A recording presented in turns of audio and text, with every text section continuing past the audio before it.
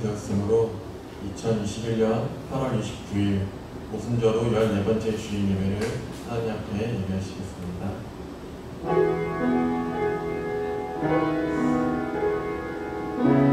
이스라엘의 왕인 여호와, 이스라엘의 구원자인 만군의 여호와가 이같이 말하노라. 나는 처음이요 나는 마지막이라. 나 외에는 다른 신이 없느니라. 하나님은 여기심이 예배하는 자가 영과 진리로 예배할지니라.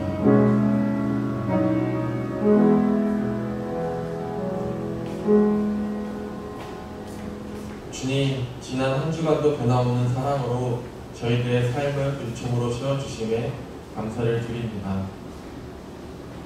참새와 제비도 주의 제단에서 보금자리를 얻는다고 말씀하신 것처럼 오늘 저희들이 주의 전에서 평안과 기쁨을 누립니다.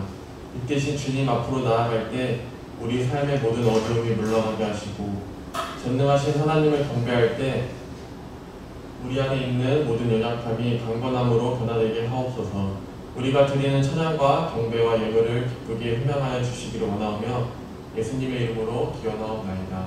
아멘. 함께 찬송가 2장 찬송하시겠습니다.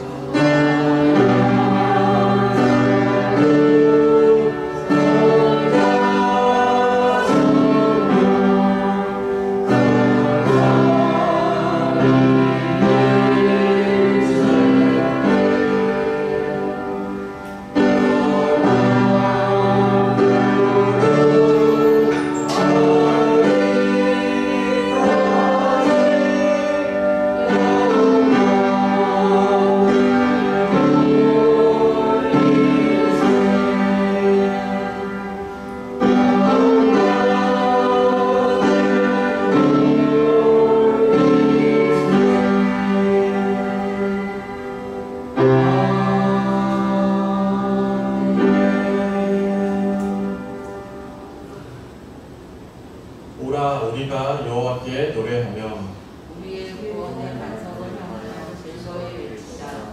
우리가 감사함으로 그 앞에 나아가며 주를 지어 즐거이 노래하자. 여호와는 크신 하나님이시요 모든 신들보다 훨씬 많으시기 때문이로다. 땅의 깊은 곳이 그의 손안에 있으며 산들의 높은 곳도 그의 것이다. 바다도 그의 것이라 그가 만드셨고 육지도 그의 손이 지으셨다. 오라 우리가 굽혀 경배하며 그를 지으신 여호와 앞에 무릎을 꿇자.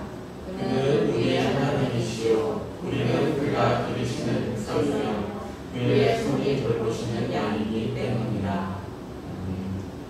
함께 주보 선면에 있는 고백의 기도를 하시겠습니다.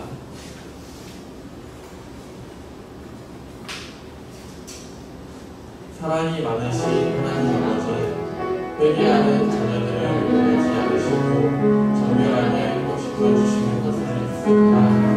그 사랑을 믿고 이 시간에도 우리의 모든 죄를 버릴 때에 용서해 주옵소서.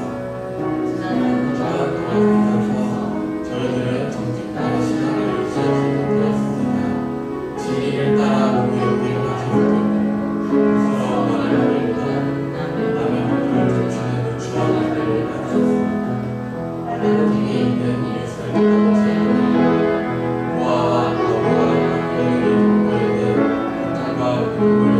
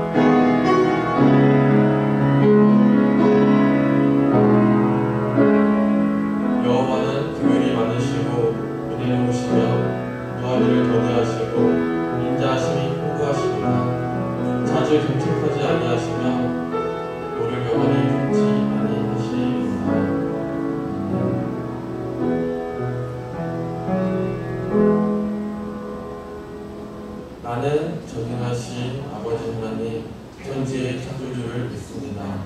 나는 그의 유일하신 아들 우리 주 예수 그리스도를 믿습니다. 그는 성령으로 잉태되어 동정녀 마리아에게서 나시고 본디오 빌라도에게 고난을 받아 십자가에 못 박혀 죽으시고 장사된 지 사흘 만에 죽은 자 가운데서 다시 살아나셨으며 하늘에 오르시어 전능하신 아버지 하나님 우편에 앉아 계시다가 거기로부터 살아있는 자와 중자를 심판하러 오십니다. 나는 성령을 믿으며 거룩한 공교회와 성도의 교제와 죄를 용서하는 것과 몸의 부활과 영생을 믿습니다. 아멘. 함께 찬송가 75장 찬송하시겠습니다.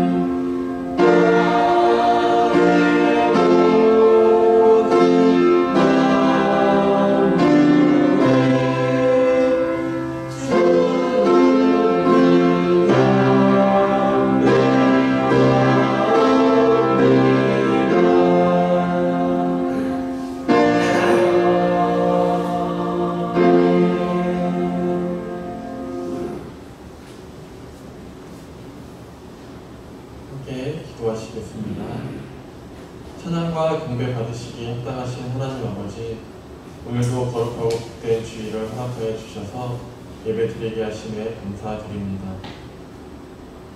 지금 이 시간 우리의 심령 속에 충만히 임재하여 주셔서 넘치는 감사와 기쁨으로 주님께 경배하게 하옵소서.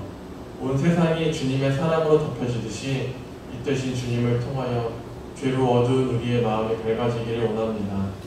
우리의 모든 죄악들을 성령의 불로 태워주셔서 세상에 헛된 욕심을 버리고 오직 주님의 십자가만을 사랑하게 하여 주시옵소서. 사랑이 넘치는 주님, 우리의 믿음이 주님 앞에 바로 설 수 있는 믿음이 되기를 원합니다. 기도의 능력과 말씀의 능력을 허락하여 주셔서 주님의 뜻 가운데 살게 하여 주시고, 여전히 코로나로 어렵고 힘든 시기를 보내고 있지만 풍성한 열매 맺는 계절을 소망하며 우리들의 영적인 성장과 감사의 열매도 풍성히 거둘 수 있도록 은혜를 더하여 주시옵소서. 이 시간 교회를 위하여 기도합니다. 동양교회가 기도하는 교회, 말씀을 사모하는 교회, 그리고 사랑으로 하나가 되는 교회로 성장할 수 있도록 인도하여 주시고, 언제 어디서나 주님의 말씀을 실천하는 교회가 되어 우리 모두가 주 안에서 하나가 되게 하시고 서로 이해하고 나누며 서로 사랑하는 주님의 지체로서 풍성한 열매를 맺도록 은혜를 덧입혀 주시옵소서. 주님만이 우리의 길이요 진리요 생명이오니 좌우로 치우치지 않고 오직 주님의 길로만 가게 하시고, 주님의 몸된 교회를 위하여 애쓰시는 목사님을 성령의 능력으로 붙들어 주셔서 주님의 일을 할 때에 모든 일이 형통할 수 있게 하여 주시옵소서. 교회를 이끌어가는 일에 있어서도 강건함을 허락하여 주셔서 이 어두운 세대에 주님의 말씀을 온전히 선포할 수 있는 지혜와 능력이 넘쳐나게 하여 주시옵소서. 오늘 말씀을 통해 성령의 은혜를 덧입혀 주시고 각자의 자리에서 예배하는 이들도 기억하여 주셔서 동일한 은혜로 함께하여 주시옵소서. 언제나 우리와 함께하시는 이 모든 말씀 살아계신 예수님의 이름으로 기도합니다.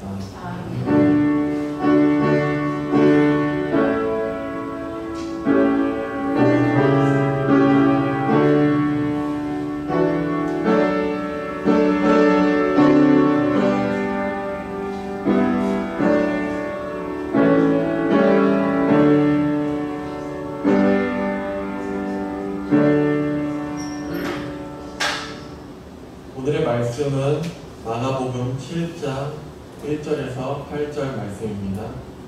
마가복음 7장 1절에서 8절입니다. 신약성경 64면에 있습니다. 신약성경 64면에 있습니다.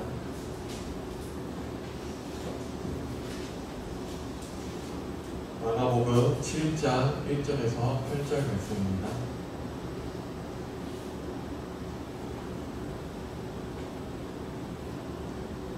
제가 공독하도록 하겠습니다. 바리새인들과 또 서기관 중 몇이 예루살렘에 와서 예수께 모여들었다가 그의 제자 중 몇 사람이 부정한 손, 곧 씻지 아니한 손으로 떡 먹는 것을 보았더라. 바리새인들과 모든 유대인들은 장로들의 전통을 지키어 손을 잘 씻지 않고서는 음식을 먹지 아니하며 또 시장에서 돌아와서도 물을 뿌리지 않고서는 먹지 아니하며 그 외에도 여러 가지를 지키어 오는 것이 있으니 잔과 주발과 옆그릇을 씻음이러라. 이에 바리새인들과 서기관들이 예수께 묻되 어찌하여 당신의 제자들은 장로들의 전통을 준행하지 아니하고 부정한 손으로 떡을 먹나이까. 이르시되 이사야가 너희 외식하는 자에 대하여 잘 예언하였도다 기록하였으되 이 백성이 입술로는 나를 공경하되 마음은 내게서 멀도다. 사람의 계명으로 교훈을 삼아 가르치니 나를 헛되이 경배하는도다 하였느니라. 너희가 하나님의 계명은 버리고 사람의 전통을 지키는다.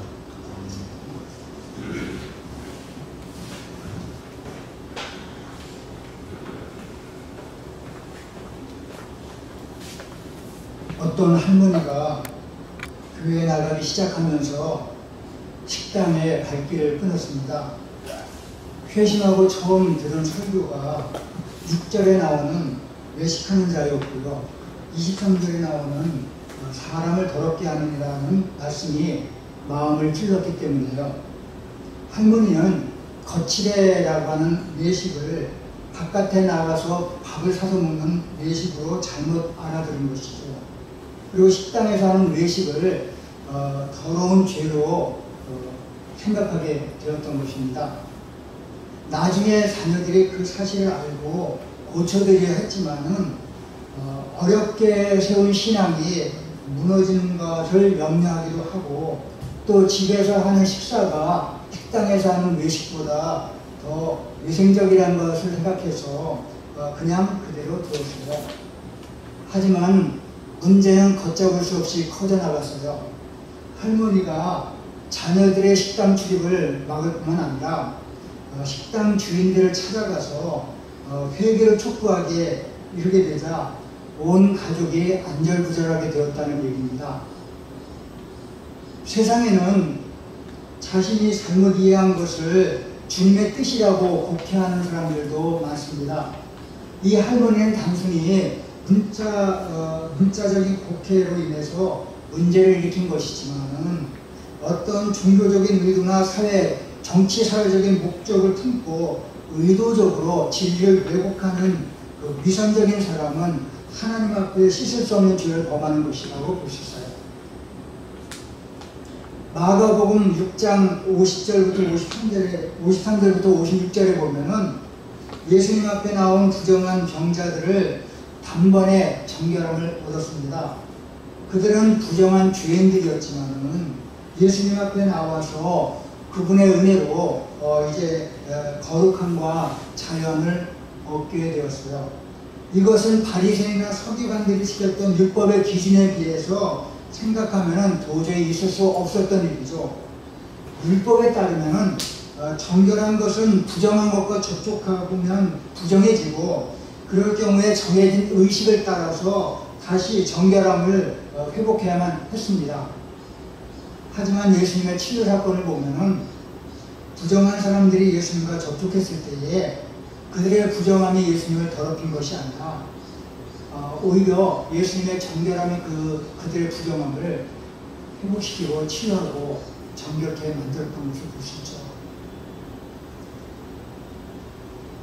오늘은 이 말씀과 연장선상에서 시작된 것을 볼 수가 있습니다.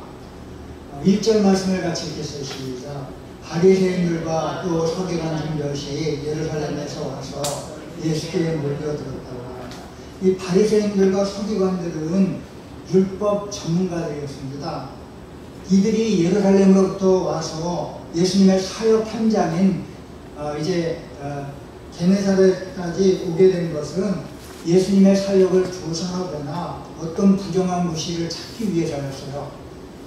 2절 말씀을 보실까요? 시작. 그의 제자들 몇 사람이 부정한 손, 씻지 아니한 손으로 떡 먹는 것을 보았더라. 그들은 제자들이 부정한 손, 씻지 아니한 손으로 음식을 먹는 것을 보고 촉각을 곤두세웠어요. 부정한 손, 씻지 아니한 손은 바로 정결례에 의해 따르지 않은, 그러니까 정결례 예법에 따라서 씻지 아니한 손을 말하는 것입니다. 유대인들은 손으로 음식을 집어 먹었어요. 따라서 식사 전에 반드시 손을 씻는 것이 습관이 되었고 이것이 점차 정결 예법으로 자리를 잡게 되었어요. 예수님께서 첫 번째 기적을 일으켰던 곳이 가나의 혼인잔치인데 그곳의 입구에 보면은 바로 돌항아리 6이 놓여 있는 것을 우리가 알 수 있습니다. 식사 장소 가까이에 돌 항아리들을 마련해서 거기에 물을 채워 놓은 것은 이 의식을 지키기 위함이었습니다. 정결 예식은 바로 사람들에게 위생적인 것을 도모하기 위해서 하는 것이지만은 그러나 그것이 완전히 율법과 의식이 되어서 사람을 옥죄이는 수단이 되었다는 것입니다. 이 바리새인과 서기관들이 온통 관심을 집중했던 것은 예수님의 말씀이나 가르침 그리고 그분이 행하시는 이적과 기사에 있는 것이 아니라 음식 먹을 때 손을 씻는지 씻지 않는지 이것에 촉각을 곤두세웠다는 것은 본말이 전도된 것을 우리가 볼 수가 있어요. 아무튼 바리새인들과 서기관들이 그들의 자들의 정결 예법에 의해서 제자들의 행동을 감시한 것을 볼 수가 있습니다. 3절 같이 읽겠습니다. 시작. 바리새인들과 모든 유대인들은 장로들의 전통을 지켜 손을 다 씻지 않고서는 음식을 먹지 않아요. 여기서 장로들의 전통이 나오는데요. 장로들의 전통은 예루살렘 성전이 무너진 후에 포로기에 접어들면서 에스라와 느헤미야 같은 학사들 중심으로 해서 율법을 해석하면서 생겨난 것입니다. 그들은 특히 제사장들이 성경에서 지켰던 이제 거룩함에 대한 규례를 모든 백성이 일상생활에서 지켜야 한다고 확대 해석해서 자세히 규정했습니다. 그래서 매우 복잡한 체계를 가진 규례집을 만들게 되었고 삶의 모든 부분에 율법을 적용하려고 했어요. 하지만 보통 사람들이 이런 복잡한 정결법을 다 기억하고 일상생활에 적용하는 것은 정말 어려웠습니다. 그래서 이제 그 율법대로 살아간다고 하는 것, 율법을 작부적으로 해석해서 그것을 규례집에 기록된 대로 지킨다고 하는 것은 일반 백성들은 정말 어려운 것이었어요. 그러므로 그들은 바리새인의 기준에서 볼 때에 죄인으로 전락하기 일쑤였고 정죄의 대상으로 이제 되는 것이 당연했습니다. 여러분, 정죄라는 말을 그 원어를 보면은 헬라어로 카테고리우스라고 합니다. 그러니까 다시 말하면 카테고리에 얽매이는 것을 정죄라고 합니다. 규례집이라고 하는 카테고리가 있거든요. 거기에 사람을 갖다 집어넣어서 그 기준대로 판단하는 것이 바로 정죄입니다. 그런데 이 바리새인들과 그 서기관들이 바로 일반 백성들에게 요구했던 그 규례집의 규례들을 제자들에게 맞추어서 제자들이 손을 씻는지 안 씻는지, 그리고 이제 음식을 먹을 때 어떤 행동을 하는지, 이것을 촉각근두에서 바라봤던 것, 이것이 바로 이제 그 제자들에게는 옥죄 있는 정죄의 수단이 되었던 것입니다. 반면에 상대적으로 바리새인들은 기준에 부합됐으므로 우월한 지위치를 점하면서 정치, 경제, 종교, 문화적으로 특권층으로 자리 잡게 된 것을 볼 수 있어요. 바리새인들은 이 장로의 전통을 우습게 생각하고 식사를 했던 제자들의 행동을 그냥 보아넘길 수가 없었어요. 하지만 실제로 오병이어의 기적 현장에서는 장로들의 전통이 지켜지지 않았던 것을 봅니다.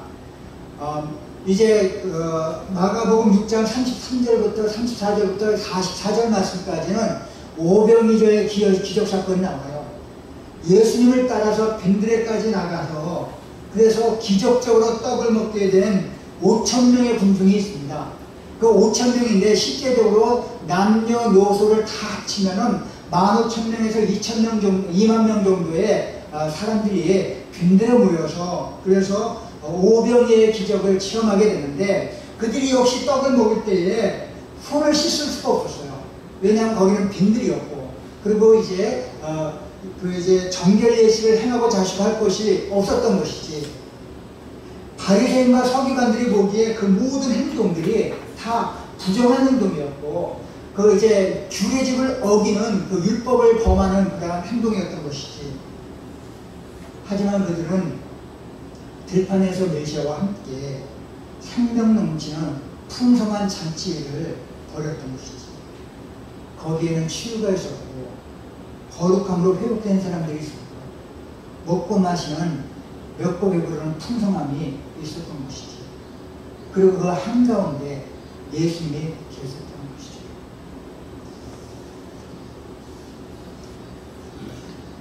바리새인과 서기관들은 제자들의 장로의 전통에 준행하지 않는 것에 촉각을 건두어서 예수님에게 따집니다.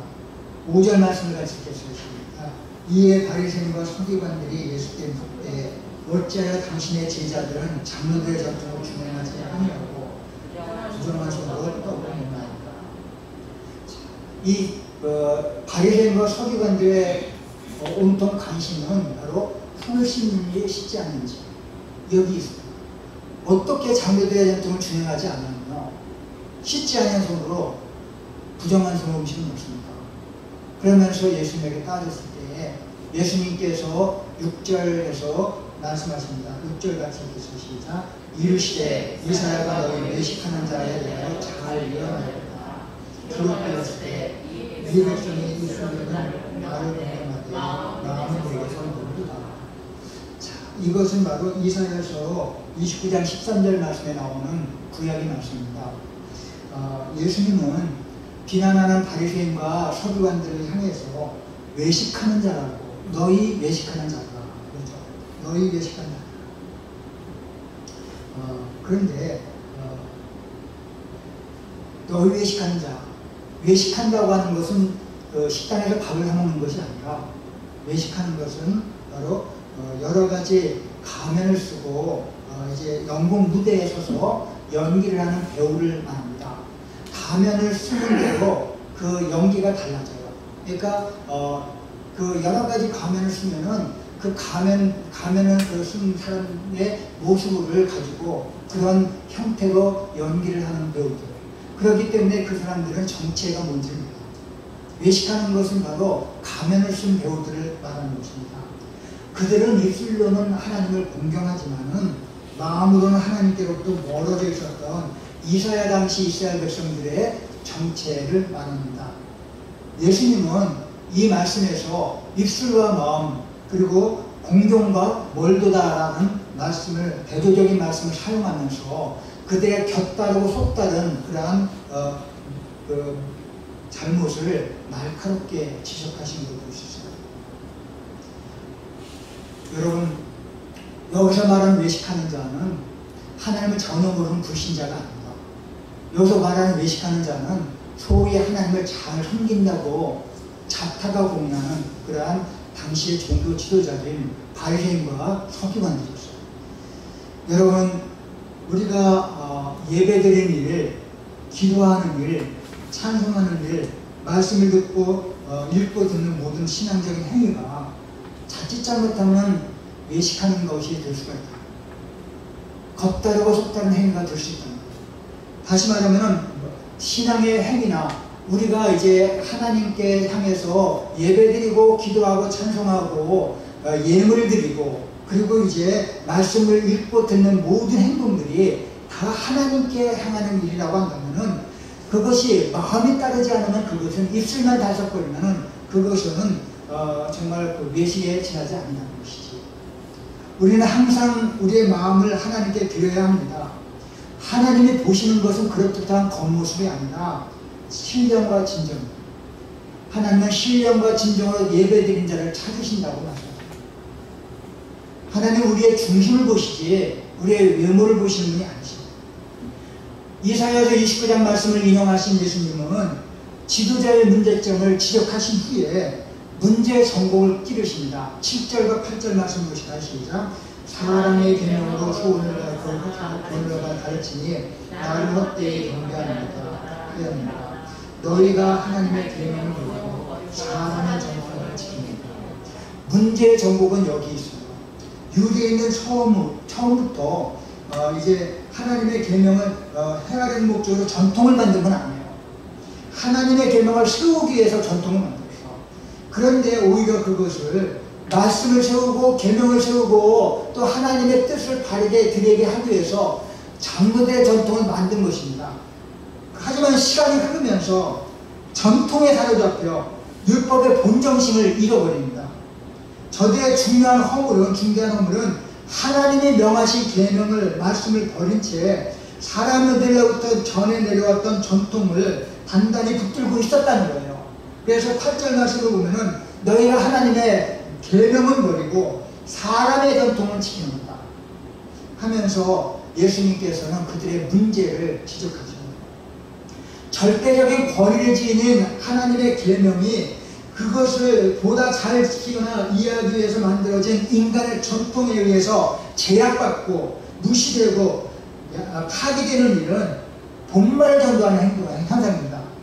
바로 이것이 율법주의가 생명을 잃어버리게 된 이유인 것을 볼 수가 있습니다.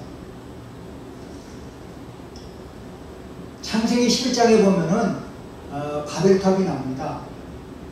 인간의 지혜를 사용해서 하나님께 작고됐던 바벨탑 사건은 인간의 어리석음을 잘 보여주는 사건이죠. 하나님은 언어를 혼잡해야 하심으로써 바벨탑 사건을 땄던 사람들을 흩어버리셨어요.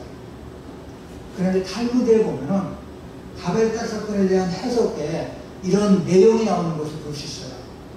바벨탑이 점점 높아지자 벽돌을 나르던 인부들도 점점 더 높은 곳으로 벽돌을 쌓아 날라야만 했습니다. 문제는 공사가 진행될수록 점점 더 사람들을 벽돌보다 더 등한시 여기게 되는 것입니다. 벽돌을 지고 올라가다가 사람이 떨어져 죽어도 어느 누구도 안타깝게 생각하지 않으세요. 하지만 누가 벽돌을 싣고 올라가다가 지고 올라가다가 벽돌 하나를 떨어뜨리면은 저걸 또 언제 다시 꼭대기까지 올라야 하나 하면서 안타까워했다는 것입니다. 사람의 생명보다 벽돌 한 장을 더 가치 있게 생각했던 거예요. 하나님이 보시기에 그들의 이런 모습은 너무나도 악해서 언어를 혼잡하게 하심으로써 그들을 흩으시고 그 일을 못하게 하셨다는 것입니다. 이것은 탈무드의 해석이고 어떻게 보면 이게 본질에서 벗어난 해석일 수 있어요. 하지만 적어도 목적과 수단이 어쩌면 저렇게 어처구니 없게도 뒤바뀔 수 있는지를 잘 보여주는 내용입니다.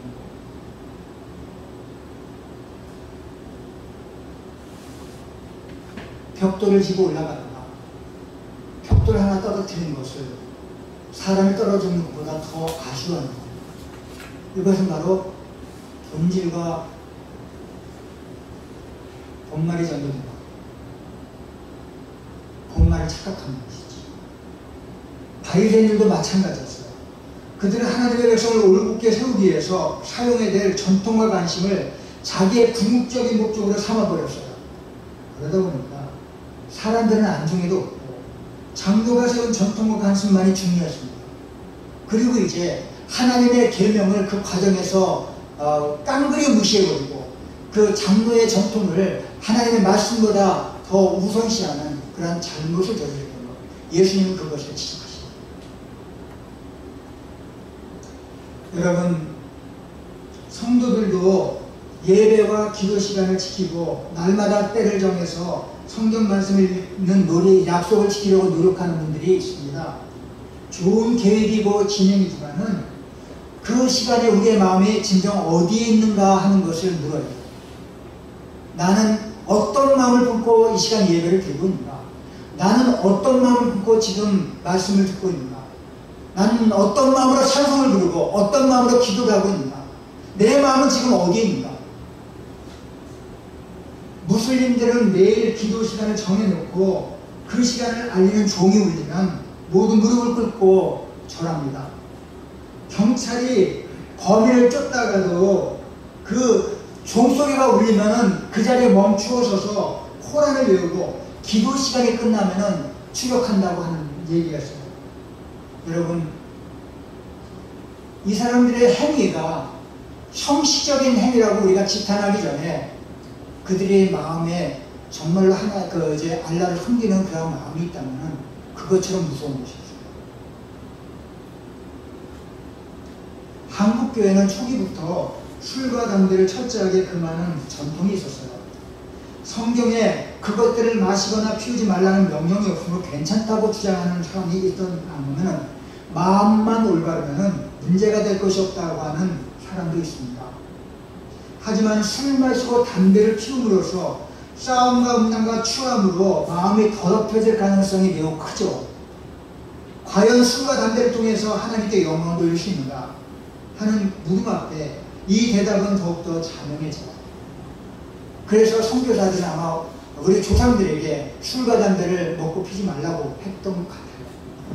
그것은 율법적인 규정으로 사람을 옥죄해 있는 것은 잘못된 것이지만, 그러나 사람의 생명을 위해서 또 이제 우리가 하나님의 영광을 돌리기 위한 그러한 방법으로 그것을 금지하는 것을 마음으로 받아들이면 그것처럼 좋은 율법이 없겠지.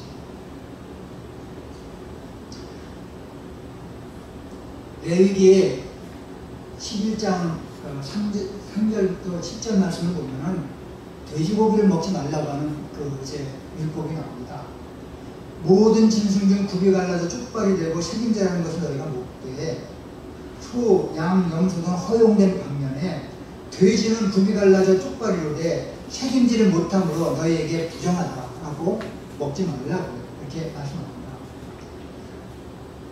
외경 그 마카비서에 보면은 시리아 왕 안티오코스 에피파네스가 예루살렘을 공격하고 유대인들에게 돼지고기를 강제로 먹게 한 때 유대인들이 죽음으로 항거하는 그런 기사가 나옵니다.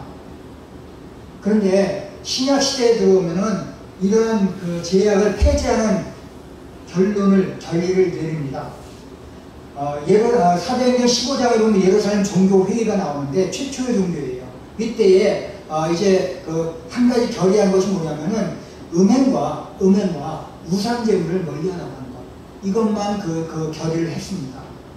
이 결정은 먹는 것이 사람을 더럽게 할 수 없다고 하는 예수님의 말씀의 교훈을 따른 것이죠. 사람을 더럽게 하는 것은 음식의 종류나 손의 상태가 있는 것이 아니라 정말로 사람을 더럽히는 것은 깨끗하지 못한 마음에서 나오는 것이라고 말씀합니다. 잠 못 이루는 밤을 위하여 행복론을 쓴 스위스의 사상가이자 법률가인 칼 히티라는 분은 기독교의 형식주의를 날카롭게 비판합니다. 성실한 정신에 깃들지 않은 모든 형식주의, 예컨대 마음이 따르지 않은 채 교회를 다니는 것이나 억지로 가정 예배를 드린다는 것은 오히려 신앙을 저해할 수 있다고 지적을 합니다. 형식적 신앙을 내세우며 자기 도취에 빠지는 것은 기독교 발전에 장애를 가져오며 죽은 종교가 되게 한다면서 형식적인 그리스도인들은 율법주의자이고 그들은 바로 그 율법적인 행동을 통해서 바로 이제 기독교는 죽어간다고 이렇게 일가를 했어요. 여러분, 기독교가 형식주의에 빠지는 것은 생명을 잃게 만드는 가장 큰 요소라고 봅니다. 그래서 우리 기독교는 요즘에 코로나 사태를 맞이해서 큰 위기를 맞이했죠. 그런데 이 시기가 바로 생명력을 잃어버렸던 형식주의를 우리에게 고발하는 시기가 아니다.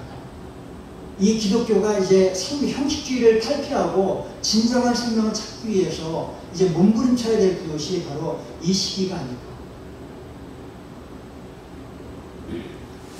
알베르 까미가 쓴 대표작이 바로 이방인이라고 하는 소설입니다. 이 소설의 주인공 메르소는 삶에 대한 분노와 절망을 이기지 못해서 어느 날 애꿎은 사람을 총으로 쏴 죽이고 사형을 언도받아요. 감옥에서 죽을 날을 기다리고 있던 주인공은 어느 날 북방에 아무 생각 없이 누워있다가 천장에 뚫린 창을 향해서 들어오는 가느다란 햇빛과 푸른 하늘을 바라보게 됩니다. 그때 그의 눈에 들어온 하늘은 난생 처음 보는 것처럼 아름다웠어요. 그동안 수없이 하늘을 보았지만 하늘이 하늘로 보인 것은 그날이 처음이었어요. 그날 이후 메르소는 분노와 절망이 사라지면서 환희를 맛보게 됩니다. 삶을 하나하나가 새롭게 보이기 시작합니다. 시간이 되면 정확하게 들어온 밥도 그냥 밥이 아니었어요. 밥을 먹을 때마다 감격이 복받쳐서 울었어요. 그렇게 사형 집행일이 다가왔어요. 관례대로 한 신부가 마지막 미소를 인도하러 그가 있는 곳으로 들어왔어요. 그는 참 이상했어요. 그는 이 신부에게서 사물에 대한 어떤 자각도 순간을 깊이 바라보는 삶의 흔적도 발견할 수가 없었어요. 오히려 메르소가 보기에는 이 신부야말로 죽은 사람처럼 살고 있었어요. 잠시 후면 형장의 이슬로 사라질 자기가 죽은 것이 아니라 오히려 자기의 죽음을 위해서 성사를 드리려는 이 신부가 죽은 것이라는 생각이 들었어요. 그래서 불쌍해요. 메르소는 이 신부의 종부성사를 거부하고 그 신부를 향해서 독서를 퍼붓기 시작했어요. 당신은 자신만만한 태도를 가지고 있다. 하지만 당신의 신념이란 여자의 머리털만한 가치도 없다. 당신이 죽은 사람 모양으로 살고 있으니 살아있음에 대한 자각조차 없지 않나. 이 이야기를 읽으면서 과연 나는 살아있는 사람인가? 우리가 살아있다는 것이 무엇을 의미하는가 하는 것에 대해서 생각을 해봅니다. 지금 내가 살아있다는 것은 무엇인가에 반응하며 살아가는 것이죠. 하늘이 하늘로 느껴지고 햇볕이 햇볕으로 느껴지는 것. 행복한 느낌이 들 때에 행복으로 반응하고 아픔에 대해서는 아픔으로 반응하는 것. 하늘을 봐도 벅참이 없고 행복을 봐도 행복이 없고 아픔을 봐도 가슴이 아프지 않다면은 이거는 실상은 살아있다고 하지만 실상은 죽은 것이다. 형식주의, 율법주의, 외식, 이건 죽은 신앙입니다. 이것은 바로 본말이 던져낸 신앙이고요. 껍데기에 지나지 않아요. 예수님께서 그 바리새인과 율법학자들에게 말한 것은 무엇인가 하면은 너희는 살아있다고 하지만 실상은 죽은 것이라고. 너희의 신앙은 외식에 지나지 않는다고. 그러면서 살아있는 생명을 회복해야 된다고 하는 것을 날카롭게 지적하신 것이 오늘 본 말씀입니다. 사랑하는 성도 여러분, 여러분의 신앙은 어디 있습니까? 여러분의 예배를 드리고 말씀을 묵상하고 기도 속에서 살아계신 하나님을 만나고 있습니까? 살아계신 예배를 드리고 있습니까? 날마다 우리가 살아가면서 숨을 쉴 때에 하나님이 과연 나에게 어디에 계신가? 나는 하나님과 어떤 관계인가? 내가 이 관계를 통해서 하나님을, 살아계신 하나님을 만나고 있고 교제를 나누고 있고, 이것이 바로 예배 속에 투영되고 있는 거예요. 아니면 그냥 시간 돼서 이 자리에 나가 그냥 예배 드리고, 그냥 찬송 시간에 그냥 입만 뻥끗해서 찬송 부르고, 기도 시간에 고개 숙이고 눈만 감고 아무 생각 없이 기도하고, 그렇게 그러면 그것은 외식, 그것은 죽으신. 우리가 생명이 있다고 하는 것이 뭡니까? 바로 숨쉬고 숨만 깔딱거리면서 사는 것이 생명 있는 것이 아니라 우리의 삶 전체가 생명 있기 위해서는 살아계신 예수님과 접목할 때에 우리의 삶에 진정으로 의미가 있고, 그 삶 속에서 우리는 생명의 약동을 느끼게 되면서 우리의 신앙과 우리가 다니는 교회가 살아있는 교회로 바꾸어지게 될 줄 믿습니다. 기도하겠습니다. 하나님 아버지, 삶 속에서 주님을 깊이 사랑하기를 원합니다. 우리가 예배드리고 기도하고 말씀을 듣고 찬송을 부르면서 모든 신앙 행위가 정말 율법적인, 외식적인 그냥 전통에 의해서 움직여 나가는 것이 아니라 하나님을 깊이 사랑하면서 그 순간 그 순간에 살아계신 하나님을 만나고 그분의 숨결을 느끼고 그분과 동행하면서 교제 나누는 살아있는 신앙이 되기를 원합니다. 이 시간 우리에게 찾아오셔서 말씀하여 주시고, 우리가 정말 찬송 부를 때 감격을 가지고 주님을 만나는 기쁨으로 기도하면서 말씀을 묵상하면서 주님께 나아가는 살아있는 동역교회 성도들 되게 인도하여 주옵소서. 예수님의 이름으로 기도합니다. 아멘.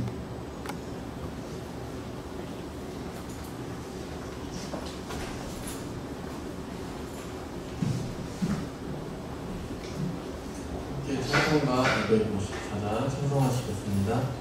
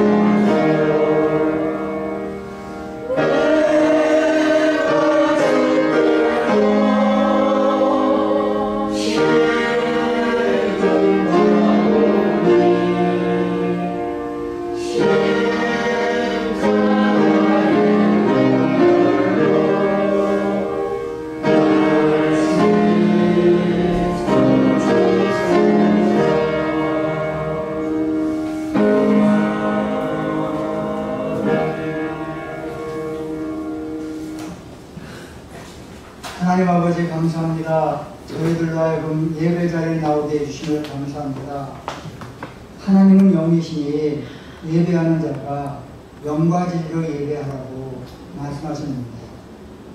정말 우리가 이 시간 예배 드릴 때에 이 자리에 함께 계셔서 살아있는 하나님의 숨결을 느끼며, 비록 모인 숫자는 작지만은 환경은 열악하지만은 그러나 이곳에 계신 하나님과 교제를 나누는 살아있는 예배를 드릴 수 있도록 은혜 내려 주옵소서.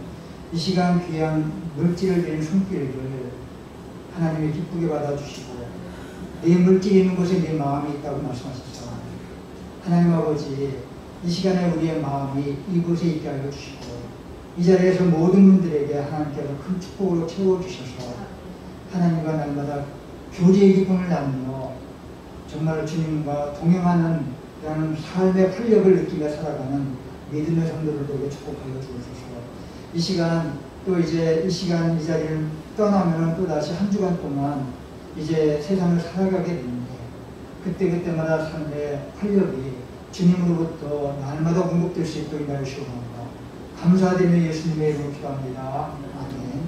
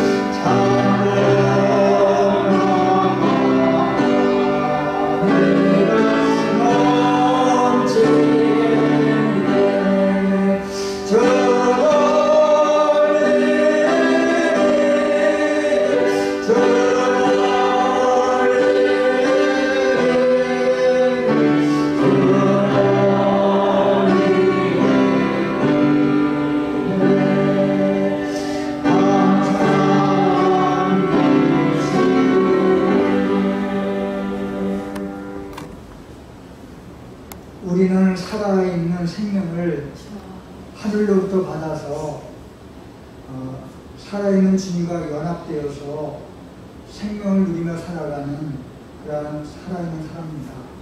우리는 영이 죽은 자가 아니라 영이 살아서 지금도 살아가고 있습니다. 우리가 형식주의와 외식주의와 율법주의의 그 껍질에 전전하다 보면 우리의 생명도 말라지고 봅니다. 우리가 날마다 주님과 동행하면서 주님이 주신 말씀에 귀를 기울이면서 주님과 교제하는 기쁨을 날마다 새롭게 느끼면서 주님으로부터 공급받는 새 힘과 또 이제 생명의 물을 먹고 마심으로 말미암아 우리 안에 성령이 가득하고 살아있는 세상을 힘있게 살아가는 우리의 귀한 성도들이 되시길 주님의 이름으로 기원합니다. 이제는 우리 구주 예수 그리스도의 은혜와 아버지 하나님의 극진하신 사랑하심과 성령님의 감화 감동 교통 인도 충만하시니 늘 주님과 함께 동행하면서 주님 안에서 주님 뜻대로 살아가기로 결단한 사랑하는 성도를 모으기 위해 우리의 걸어가는 앞길에 이제부터 영원히 함께 하시기를 간절히 축원하옵나이다. 아멘.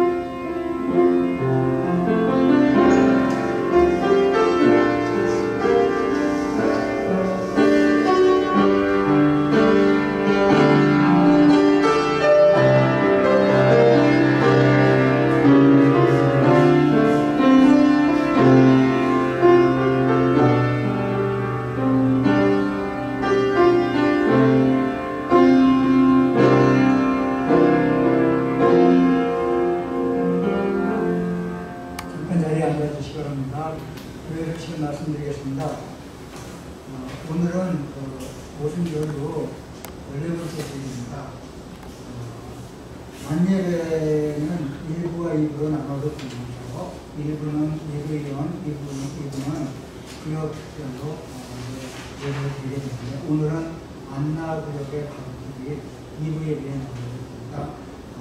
이제 새벽 기도는 비대면으로 전환했고 설교녹음은 계속 제공이 되는데 이번 주는 제가 휴가를 가기 때문에 설교녹음은 제공이 안 될 것 같아요. 그래서 주보에 보면 국난으로 나와 있습니다.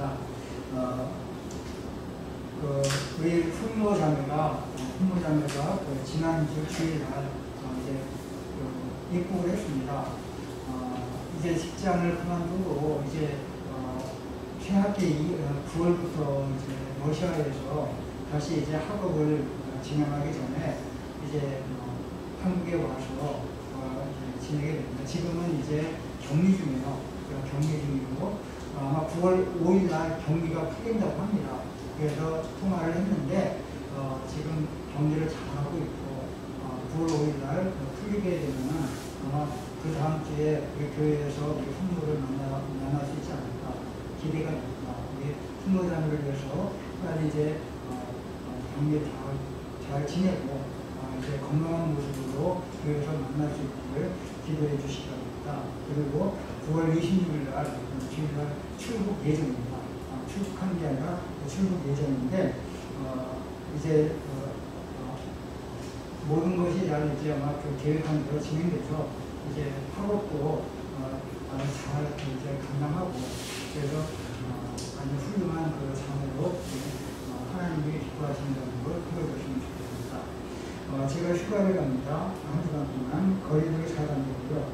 그리고 9월의 모든 행사와 계획을 위해서 기도하는데 창조절 시작이 다음 주 주일부터 재직학교체가 다음 주일날 남송교회 헌신예배와 북한 선교주일이 19일인데 19일 추석 연휴가 19일부터 22일 추계대신 강이 27일인데요. 근데 이제 이게 제대로 진행될지 잘 모르겠어요. 아무튼 그러나 9월 행사를 위해서 기도해 주시기 바랍니다. 그리고 이제 한 주간 동안 이양수 집사님 가정을 중보기도를 해주시기 바랍니다. 온 가족의 건강과 코로나로부터 지켜주시기를 그리고 본인은 직장 생활에 최선을 다할 수 있고 그리고 아들이 있는데 아들은 목사님이십니다. 그런데 주어진 사역을 잘 감당하고 그리고 따님이 언제나 기도하는 믿음을 주시기를 이렇게 4가지 기도 제목을 저에게 문자로 보내주셨습니다. 한 주간 동안 이양수 집사님을 위해서 기도해 주시고 우리가 언제 대면 예배를 드려서 다 같이 모이면 참 좋겠는데 그때가 언제일지 모르겠지만 빨리 이제 우리가 대면 예배를 잘 드리고 그리고 한 자리에 모든 교육이 모여서 이전처럼 이제 즐겁게 식사도 하고 또 이제 교제도 나누고 하는 그날이 빨리 왔으면 좋겠습니다. 저는 대단한 것은 그래도 이렇게 격리 대면 예배든지 비대면 예배든지 이렇게 꾸준히 참석하시는 분들 또 이제 계속해서 이렇게 온라인으로 이제 헌금을 드리시는 분들 계신 것이 정말 놀랍습니다. 그리고 이제 항상 교회가 어떠하든지 간에 이 교회에 대한 신뢰를 가지고 이렇게 교회에 대해서 관심을 가지고 또 이제 제가 날마다 이렇게 띄워드리는 녹음을 들으시고 또 이제 말씀 묵상을 하시면 나눠주시는 분들 또 이제 교회에 관심 가지고 교회의 이제 모든 것들을 지켜보시는 분들에게 감사드립니다. 이런 분들이 바로 생명력 있는 교회라고 생각해요. 그래서 늘 생명을 주고받는 그런 국민교회가 됐으면 좋겠고 이곳에서 이제 우리의 신앙생활 하면서 더 영적으로 더 깊어지는 그런 이제 우리의 영성이 되기를 주님께 드립니다. 감사합니다. 옆에 있는 분들과 인사 나누시고 안녕히 돌아가시고 다음 주에 다시 뵙도록 하겠습니다.